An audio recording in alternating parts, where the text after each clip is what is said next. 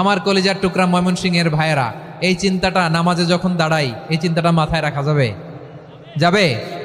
যখন দাঁড়াবো ভাববো হতে পারে this could be my last and final সালাত, হতে পারে এটাই আমার জীবনের শেষ নামাজ, ঠিক কিনা বলেন?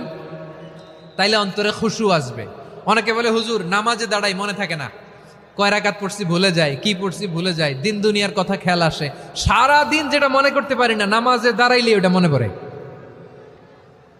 এরকম আছে না নাই? আমাদের ঢাকায় হয় এটা, আপনাদের ময়মনসিংহে এটা হয় না? না আপনাদেরও হয়? নামাজের মধ্যে সব কথা মনে পড়ে। এজন্য মনে করতে হবে এটাই হতে পারে আমার জীবনের শেষ নামাজ। খুশু, খুশু মানে হৃদয় এবং অঙ্গ প্রত্যঙ্গের স্থিরতা। এক সাহাবী নামাজ পড়ছেন আবার দাড়ি নাড়তেছেন, নামাজ পড়তেছেন এরকম চুলকাচ্ছেন। এই দৃশ্য দেখে বিশ্বনবী বললেন, ইন খাশাআত কলবুহু লা খাশাআত জাওয়ারিহুহু।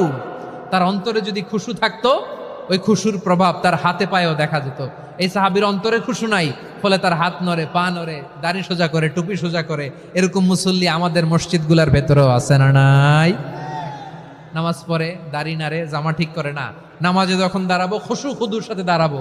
কারণ আল খাশিঈনা ওয়াল খাশিআত, বিনীত বিনীত বান্দীদেরকে আল্লাহ পছন্দ করে। আবার আল্লাহ বললেন, আমার বান্দীদের মধ্যে ওলামারা আমারে বেশি ভয় পায়, তাদের হৃদয়ে খুশু বেশি। কার কথা? ইন্নামা ইয়াখশাল্লাহা মিন ইবাদিহিল উলামা। আল্লাহর বান্দাদের মধ্য থেকে আলেমরা আল্লাহরে বেশি ভয় পায়। যারা জ্ঞানী, যার হৃদয়ে কোরআন সুন্নাহর জ্ঞান আছে, তারা আল্লাহকে বেশি ভয় পায়। এজন্য আল্লাহর ভয় আমাদের হৃদয়ে থাকার দরকার আছে না নাই? যাদের হৃদয়ে আল্লাহর ভয় আছে তাদেরকে পছন্দ করে কে? যাদের হৃদয়ে আছে আল্লাহর ভয়, তারা কবু পথে ভুলে যায় না। আল্লাহর প্রেম ছাড়া এই দুনিয়ায় কারো কাছে কোনো কিছু চায় না। রাতের আধারে যারা সেজদাতে রয়, দু চোখের শ্রুতে নদী যেন বয়। ছলনার হাতছানি যতই আসুক, পেছনে ফিরেও সে তাকায় না। পড়েন সবাই।